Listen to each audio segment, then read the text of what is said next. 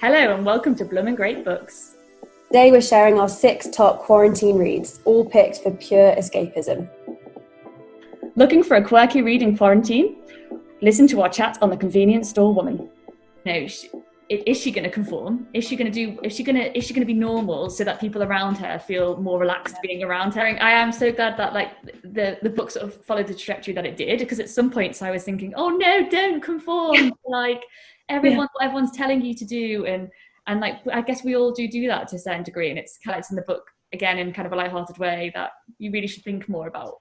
And it is really funny, as you're saying, and I mean the relationship totally bizarrely gets into. Yeah, it's almost like such an extreme parody or critique of what happens to so many people, where you get to a certain age and you just want to have kids, and maybe you don't even consciously know you're doing that, but you do maybe leap into relationships because it's the right time. And I would be so interested to find out more about this author and her views on feminism and relationships and things like that, because I found myself thinking, how much is this to do with Japanese culture? How much to do is it with this, with how this woman feels about life and purpose? Because there's so many questions in that, isn't there? The kind of the blandness of the people with the babies, and how easy it is for her to pretend to be like them just by saying the right things.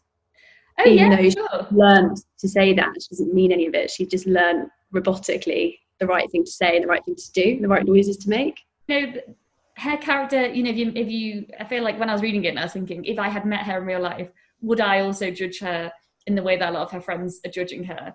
And sort of this, and she is interesting because she does sort of, as you say, just answer the way she thinks she should, or the way she's learned. And she always says how her sisters tried to make her more normal, and how a lot of her concerns really aren't about herself. She's concerned that people are worried about her, so she changes to get into those environments. And I just think that's what we all do to some degree. It's just a very how intelligent we spend worrying about what other people expect of us or want. It was also interesting because she describes herself as quite a kind of robotic person, void of a lot of those feelings, but actually, as you say, everything she does in the book is designed to try and make people around her feel more comfortable. So she's extremely, at least, concerned with others, if not naturally empathetic. It's almost like she's learning to be human. Do you know what I mean? Exactly. And by doing so, she's sort of exploiting a lot of the comical sides of what our ways of conforming are. Yeah,